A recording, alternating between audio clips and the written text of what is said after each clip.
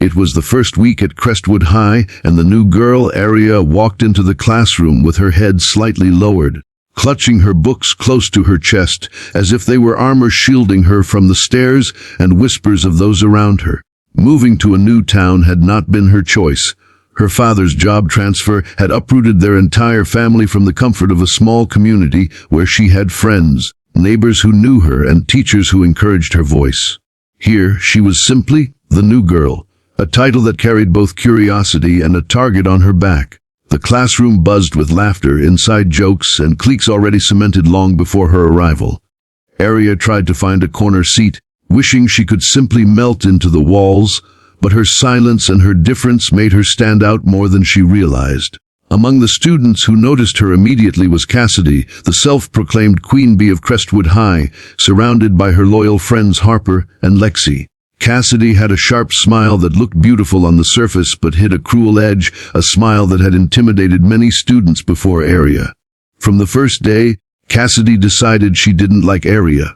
Maybe it was because Aria's long, silky black hair shimmered under the fluorescent lights, a natural beauty that Cassidy envied. Maybe it was because Aria's quiet confidence, though subtle, made others curious about her, stealing attention away from Cassidy.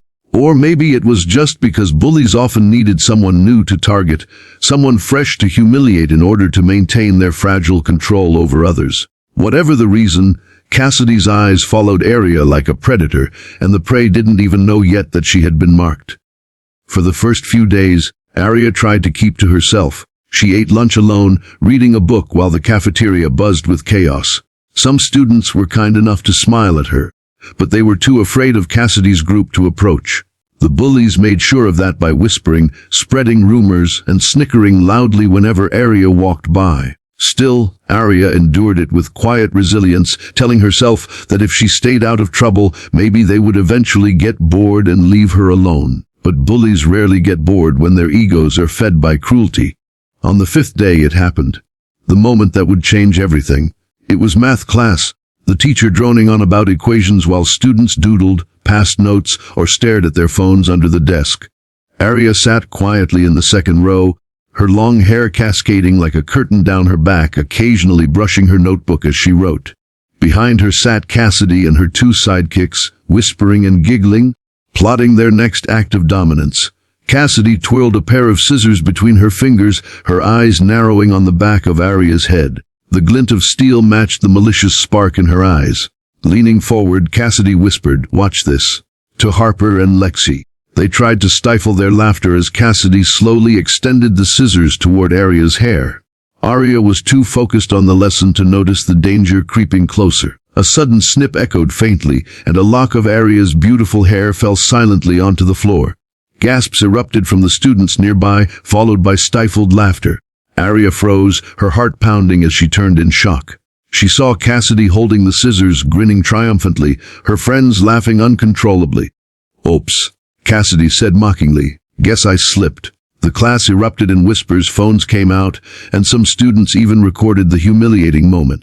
Aria's eyes filled with tears as she touched the uneven strands where her hair had been cut. The betrayal of laughter around her was worse than the act itself.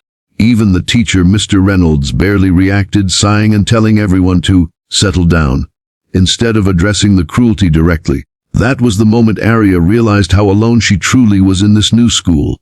The humiliation burned like fire under her skin, and though she wanted to cry, she refused to give Cassidy the satisfaction. She lifted her chin slightly, blinking away tears, and turned back to her notebook, refusing to acknowledge the bully's smirk.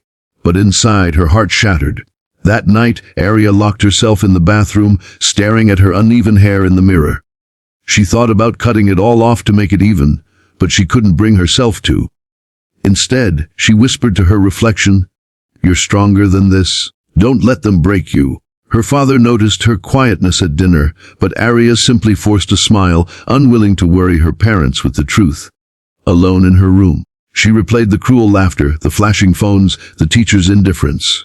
And for the first time, something stirred inside her.